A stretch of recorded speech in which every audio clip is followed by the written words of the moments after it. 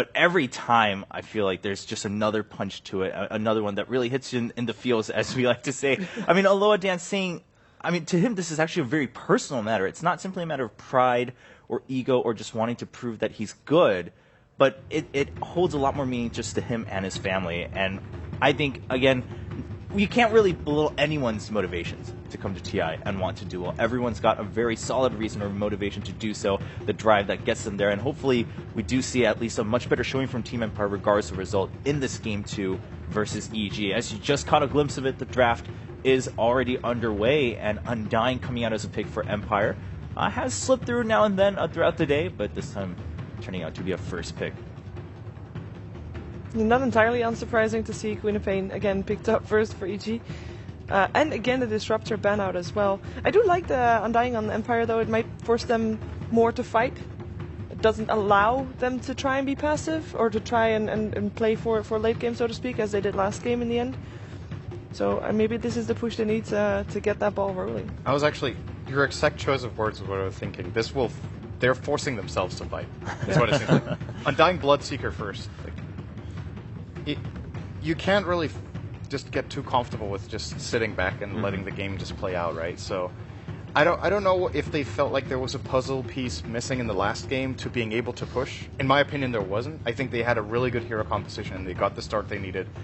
But maybe just for the sake of their own confidence, just making it even more obvious how the lineup needs to be played for them, and just really, in my opinion, going back to their roots. I think one of the heroes that really brought Empire to the top of Western Dota was Undying. They are exceptionally good at playing around this hero. It really sets the tone of the fights very early in the game. Why not Bounty Hunter? Instead of Bloodseeker? Or? Instead of either of those. I think probably Bloodseeker I would. That's a good question, man. Why not? Do you have an answer, Ben? Maybe they want to have the silence for Queen of Pain. I mean, yeah, it's very unreliable, though. It is, and Rupture's not Rupture, that great against either of those heroes. I think Bloodseeker has been very hit or miss. I would venture to say the win rate is probably a little bit below 50%, but I don't think it's a hero that you can pick in the first phase. Especially, it kind of forces you to fight, but some people try and take it late game with like BKB and SNY, and I think it does scale decently. But I think that Bounty Hunter is much better for. Is there a slight difference in attitude though when you're playing Bounty Hunter and Bloodseeker? As in, Bounty Hunter definitely more geared towards just getting those early game picks, whereas Bloodseeker, like even throughout the late game, you're just looking to fight and run it alongside your teammates, or even alone. I think more for Empire right now, to be honest, is. The thing is, they've tried they've tried a Bounty Hunter, I think, a couple times, and maybe they just feel like it wasn't successful enough. So it's not that it's a bad pick. It's okay against Queen of Pain. You know, neither Undying nor Bounty Hunter really has a way of running down and killing Quap, which Bloodseeker has. So maybe that's the idea, that we have a way of actually not letting her reset 2 or 3 times to come in with Blink Screen, but we actually really finish the job in the fight. It also could be because EG could just respond with the Spirit Breaker pick, and they showed that they were very entirely good possible yesterday. as well. Yes. And Bloodseeker is good in turn against that hero as well. So that might be what they were considering. Now, speaking of those two heroes, they've actually been banned, both of them, but by the opposite team, which is kind of funny. Yeah, Bounty Hunter by Empire, Spirit Breaker by EG. And Storm this time just go through, and as you were mentioning, Ben, I mean, Storm also pretty darn good against Bloodseeker, and of course, Storm, we saw that earlier today. Nothing to scoff at. I'm kind of surprised to see them picking Queen of Pain and Storm in the first 2 picks, because it gives a few a lot of way about what they're planning on doing, and perhaps allows Empire to counter them a bit more. At the same time, I think these two heroes play very well against Empire, who need to fight early and want to fight early. If they have Queen of Pain and Storm Spirit, they can just disengage and run away from the Tombstone, and then just... without Tombstone, you really don't want to push a tower for at least 1 more minute. So I think that they're looking for heroes that can disengage, especially when they're really disable light. Now, with the Lina pick, I mean, Empire, sounds like they're really just kind of forcing themselves into their last 2 picks, where they need also more setup to continue with these fights. What do you guys think about that? Setup is definitely needed here. Lina can, to an extent, take care of it herself by getting Yules, but it's not enough, and it's not reliable enough, especially because when you look at EG, the 2 heroes they have, what they can choose to do is, both of them, or at least one of them, can get an Orchid if they want to. I would expect EG in this particular game to get an Orchid in either of them. it's a great counterplay to Lina. If she yules someone and wants to go for the kill, both of them can very easily like access her with an Orchid, with either Blink Orchid or Ball Lightning Orchid, and just shut her down very nicely. They also have the Shaker now, a defensive support too. Once again, you can do kind of the same thing. Try to go for the kills, try to go for the fight. You just block them off and just buy time. What I'm worried about for Empire, we've obviously only seen three picks right now. If you saw the shot of them, Resolution looked pretty frustrated the way he was sitting back. I don't think they're in high spirits, which is to be expected, but they seem perhaps a little more annoyed by this than maybe they should be. So I'm worried that they will just be like, screw it, we're going all in on fighting, and then they lose sight of, again, the big picture, ending the game. They could end up in a similar situation to what we're seeing MVP Hot Six in a couple of games, where they pick like ridiculous amounts of spell burst in early game, and then even should they play that early game well, it's not about the kill score. It's about finishing. But I think at least even if they win the early game, let's say, and then lose out in the late game, I think it will be better for their spirits. It's like, oh, okay, at least we had a really good start and we had a good chance, as opposed to last game where it just felt like everything was slowly crumbling and ending for them. I mean, morale is going to be important for Team Empire, probably far more so than for other teams, and at least getting off to a good start and be like, oh, okay, we can do this, guys. We're up ahead by 10 kills. We're pushing down towers. I think that can do a lot for them. Yeah, I fully agree. I mean, you mentioned it half earlier. You didn't want to call them emotional players, but I mean, they kind of are. They're also fairly young players as well. And I think if they have a good early game, yeah, they'll do a lot better. Even if they might not end up winning, I think that will be good for games to come, because for them, I think this game's, I mean, for them, still a chance to get in top 4, right? Yeah. Technically, yes. Technically, yeah. So they got to keep that momentum going if they can find it first, of course. What I'm interested in is, so one thing that's obviously very easy for us from a spectator standpoint every single time we cast a game or observe a game or whatnot is to see where the game is going, right? Because we have graphs we can check the graphs, we can see the farm values. Maybe Empire is the kind of team that when they analyze the game and they look at it, they maybe sometimes read too much into the kill score. And in the last game, maybe they felt like, so if they could see the graphs, if they could see the items and the farm values and what actually was there, imagine they could like pause the game and look at everything for 2 minutes. I think they would have played the game very differently.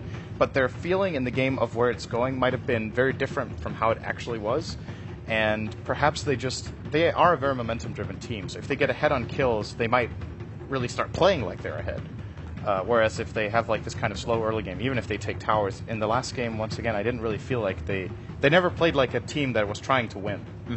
Okay. So, or a team that knew they were ahead in that case. Right.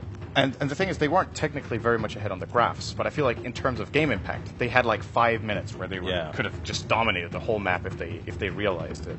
So Makes sense. who knows?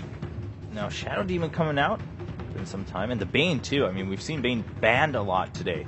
Not picked as much, of course, due to being banned out, but being picked for Empire. So I was a little concerned. I was wondering if Dazzle was going to be another concern for Empire. Maybe they'll fall into that trap of picking that Dazzle again, not have any setup for their teammates, but picking that Bane instead of the Dazzle. How big is the chance of and don't crush my hopes instantly here, for Bane Mirana? Non-existent. Damn. Really was, It could actually happen. I mean, once again, if their idea is we're really just looking to fight now and we want to gank really early and put pressure on the map, they could play on Dying as core, Bloodseeker's core, and Lina's core. So that is entirely possible. It's too risky versus EG's lineup. The way they drafted, it's like versus Earthshaker and Shadow Demon, you can't commit on one hero. You At have the same to both time, go through AoE. if you have a Shadow Demon that's putting a defensive disruption on, you can use that also as a setup for an arrow. I do like the concept. It's just EG's game plan, I would say, when they had the Sand King. It's like, okay, we're going to, farm up, play defensively, and if we have to hold, we have the heroes to do it. Like Earthshaker with Fissure, Shadow Poison with his, with his Shadow Poison, and then, like, the Queen of Pain and Storm Spirit are just very good at split pushing and pressuring the enemy to either, stop the push or, commit too heavily and go too deep, which I think Empire might be a little bit prone to in this particular situation, or all in on a hero, like Rupture plus Grip plus Laguna Blade, which Earthshaker, again, Shadow Demon are really good at defending against. I really like this ban from EG. This was the pick that came to mind for me that Empire could have gone for to try to knock down some towers and take advantage of their Undying. Early mech carrier, hits hard on towers with Nether Toxin, and just peaks very early together with the rest of their lineup. I think Viper would have been a really good pick for them, and then play the Lina on support. It's not available now. It's also, in my opinion, a good pick for Resolution. It's a good matchup against Quab, it's a good matchup against Storm, and Resolution is really good at playing lane. So they could have definitely gone for that. Instead, they're going to go for Dragon Knight. This is another alternative way of forcing yourself to knock down towers. Good with Tombstone. You drop the Tombstone, you go in and hit the tower, and it's on the enemy team to engage into you, where they're engaging into Tombstone Bloodright, which is pretty difficult to do. So I think this is a solid pick. They need to be careful that it doesn't end up like last game, though, where Resolution gets first blooded really early in lane. They cannot afford to have that happen. Yeah, I like this pick a lot. I was thinking something like Pugna, perhaps, but you want the team to have to fight into Tombstone. If you don't have something to hold them in place, like Dream Coil or anything like that, then I think just killing their towers is one of the best ways. And again, I think they're pushing themselves into this sort of mentality where we have one of the best lineups at taking down towers in 5-manning, and if the opponent teams fights into us, they're going to lose a fight. So it's more of that like kind of pick and roll lineup from EG, delay until your timing is right and slow down their tower pushes. And one way they can do that is winning the lanes really hard. All right, well, clock rounding out the draft here for Evil Geniuses. So both teams now with the finalized draft. I mean, just on Empire side, you guys seem pretty content, at least, just that they've changed things up a little. They've forced themselves to really focus on that objective focus on the objectives in game, excuse me. But for EG, how is their draft looking in comparison? They have, I think especially the Shadow Demon could actually turn out to be a really big pick in this game. It's a great counter to Bane. It's a great counter to Dragon Tail. It's even a great counter to Lina's combo. Like, they have a lot of ways of disrupting the fights. I think that's also the idea of their last pick, Clockwork. It's just they want to try to play split push and pickoffs, and then should it come to a fight, it's all about just trying to single out targets and just counterplay the opponent. And Universe in this game, I think, has a very, very important role on the clock, because when it comes to defending the towers, his hookshot is their primary initiation. They also have a Storm Spirit, but as Storm